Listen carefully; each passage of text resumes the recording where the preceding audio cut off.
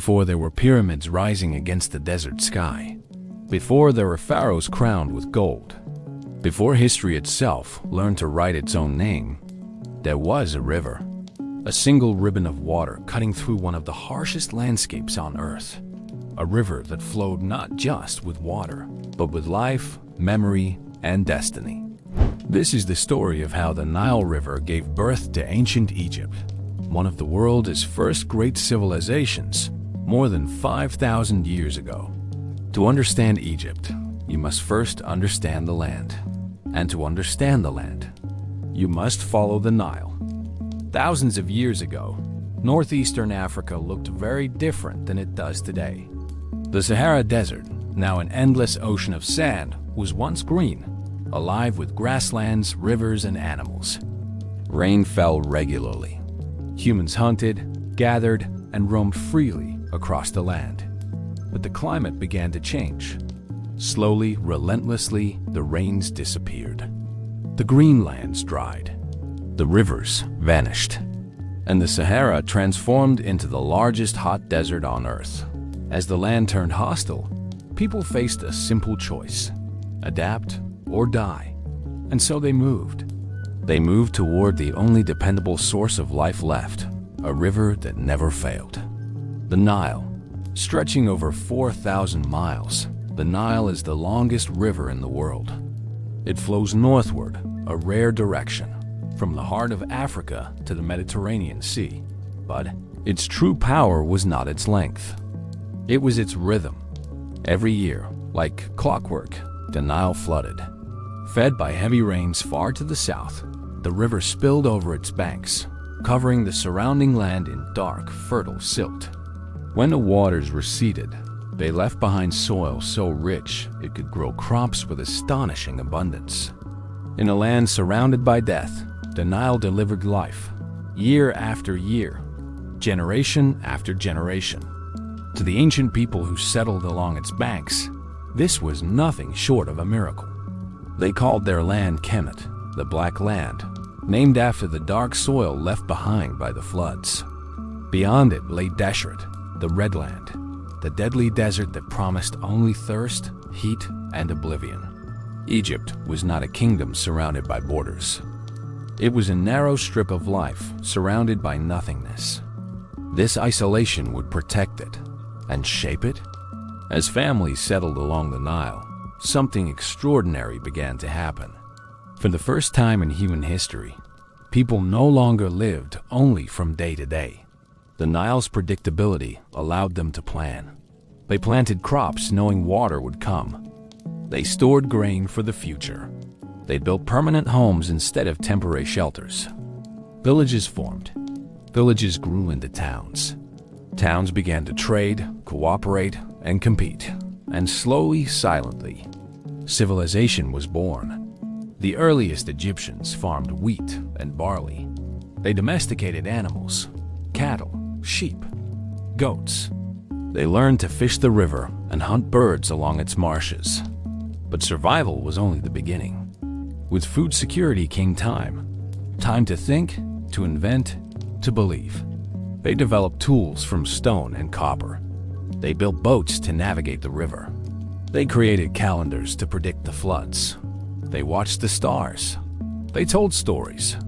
They began to wonder about the forces that controlled their world. And they asked the most important question of all: why? To the ancient Egyptians, the Nile was not just a river.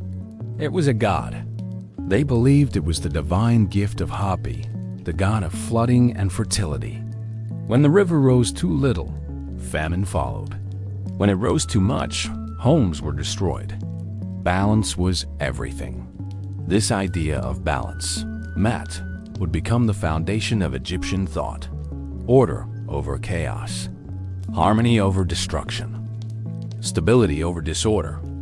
The Nile taught them that the universe itself ran on rules, and that humans had a responsibility to maintain them. As communities expanded, managing the river became essential. Canals were dug. Irrigation systems were built. Flood levels were measured. This required organization, leadership, authority, and slowly, Power concentrated in the hands of chiefs, leaders who claimed not only political strength, but divine favor. These early rulers did not yet wear crowns. They did not yet build pyramids, but they laid the groundwork for everything to come. By around 4000 BCE, Egypt was no longer a collection of villages. It had become a land of cultures. Archaeologists identify these early societies by the names of the places they lived: Badarian, Nakata, Hierakonpolis. Each culture brought advancements in art, pottery, burial practices, and trade. The dead were buried with care. Food, tools, ornaments, evidence of a belief that life continued beyond death. This belief would define Egypt forever. Death was not an ending. It was a doorway. Trade routes expanded along the Nile and beyond it. Egyptians traded gold, ivory, incense, and stone with Nubia to the south. They exchanged goods with the Levant and Mesopotamia to the east. Ideas traveled with merchants. Technology spread. Power grew. And with growth came competition.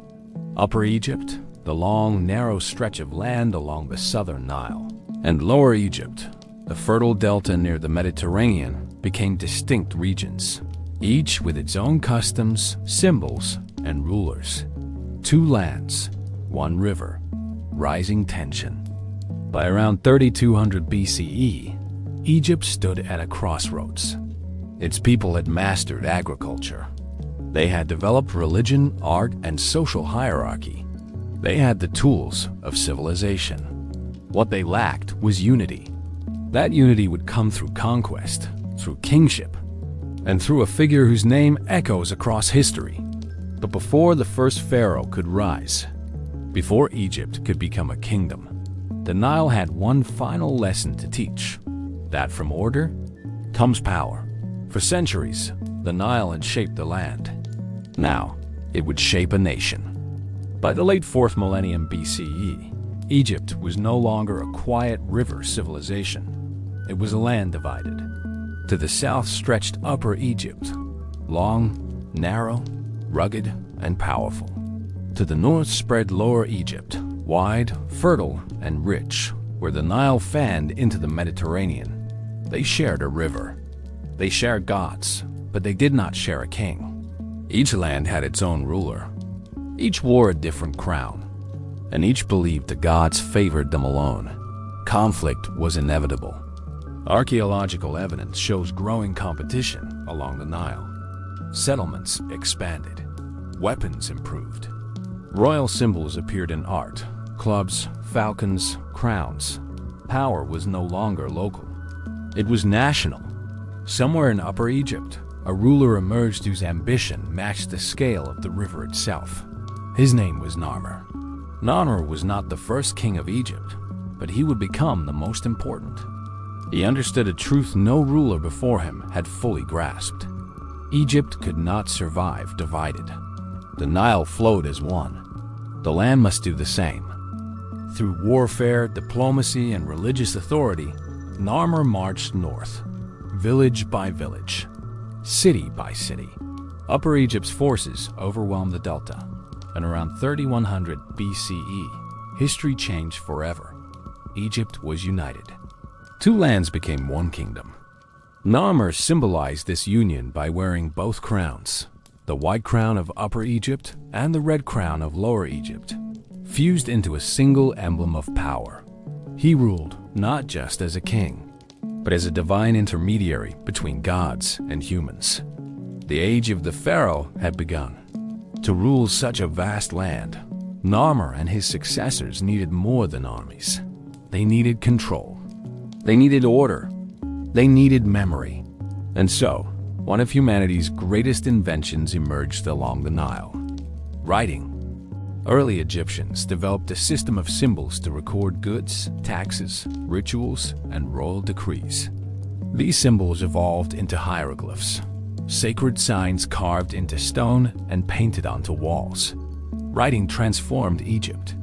It allowed laws to be enforced, history to be recorded, power to be preserved. For the first time, a civilization could speak across centuries.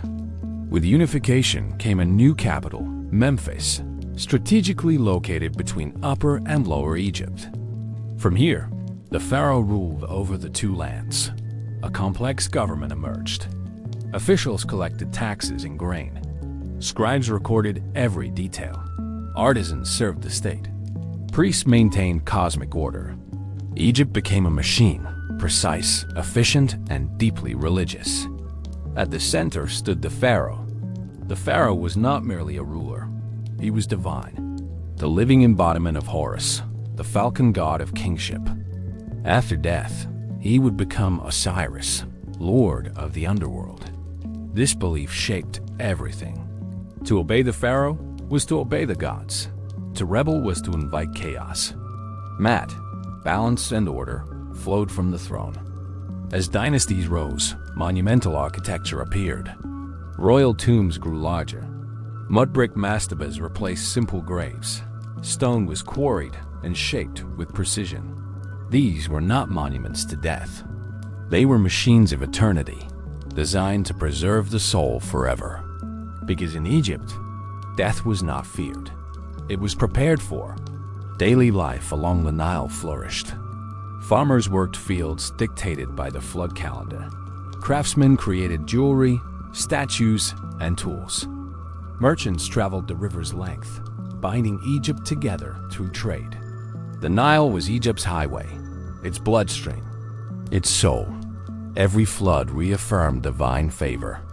Every harvest reinforced belief. Egypt was no longer just surviving. It was thriving. By the end of the early dynastic period, Egypt stood as one of the world's first true states. It had centralized government, organized religion, writing, art, trade, networks, a divine ruler, all anchored to a single river. But Egypt's greatest achievements were still to come. Soon, kings would reach for immortality itself, building structures so massive they would outlast empires, religions, and time. The age of pyramids was approaching. By the dawn of the Old Kingdom, Egypt had achieved something no civilization before it ever had: stability. For generations, the Nile flooded as it always had. The crops grew, the gods were honored. The pharaoh ruled. And in that stability, Egypt dared to attempt the impossible: immortality. Around 2700 BCE, the Old Kingdom began, an era historians would later call Egypt's Golden Age. At its heart stood the pharaoh, absolute ruler of the two lands, divine in life and eternal in death. To preserve that eternity, Egypt turned to stone. The first great architectural revolution came under King Djoser. Instead of a traditional tomb, Djoser's architects designed something entirely new: a massive six-tier structure rising above the desert. The Step Pyramid of Saqqara. For the first time in history, stone was used on a monumental scale. For the first time, architecture reached toward the sky. This was not merely a tomb, it was a declaration. The pharaoh would live forever. Behind this achievement stood a man whose genius would echo through millennia: Imhotep, architect, engineer, priest, visionary. Imhotep transformed burial architecture into cosmic symbolism. The pyramid became a stairway for the king's soul to ascend to the heavens. Religion, science, and power fused into a single form, and Egypt was forever changed. Soon, pharaohs sought to surpass one another. At Giza, during the 4th dynasty, the greatest monuments of the ancient world rose from the desert. The Great Pyramid of Khufu, the pyramids of Khafre and Menkaure, and the Silent Guardian, the Great Sphinx. These were not built by slaves, as legend would later claim. They were built by skilled workers, farmers during flood seasons, craftsmen, engineers, all supported by the surplus provided by the Nile. Without the river, these monuments would have been impossible. The Nile was more than Egypt's lifeline. It was its economic engine. Floodwaters allowed food surpluses large enough to support tens of thousands of workers, priests, officials, and artists. Every stone block, every carved relief, every painted wall all paid for by the river. Religion reached new heights. The afterlife became central to Egyptian identity. Souls were judged by Osiris. Hearts were weighed against the feather of Mat. Only the worthy entered eternal paradise. To ensure success, bodies were preserved through mummification. Organs were removed. The body dried in natron salt, wrapped in linen, protected by spells from the Book of the Dead. Death became a science. Art followed strict rules. Figures were shown in perfect balance. Gods appeared timeless. Kings larger than life. Art was not about realism. It was about eternity. Change meant instability, and instability meant chaos. Yet even this perfect system was fragile. As generations passed, power slowly shifted. Local governors, nomarchs gained influence. Royal authority weakened. The Nile's floods became unpredictable. Famine followed. By around 2200 BCE, the Old Kingdom collapsed. But Egypt did not vanish, because the Nile remained. Time and again, Egypt would fall and rise again. Middle Kingdom, New Kingdom, Empire. Pharaohs would rule for 3,000 years. Foreign invaders would come and go. Gods would change names, but the river endured. Even today, the Nile defines Egypt. Modern cities stand where ancient temples once rose. Farmers still rely on its waters. The desert still presses close on either side. The same river that nurtured humanity's earliest dreams still flows northward, unchanged. Ancient Egypt was not born from conquest alone, not from kings alone, not from gods alone. It was born from water, from rhythm, from balance, from a river that taught humans how to build a civilization and how to make it last. If you want to continue this journey through pyramids, pharaohs, wars, gods, and legends, make sure to like this video, subscribe to the channel, and share your thoughts in the comments below. History doesn't belong to the past. It lives on every time we remember it.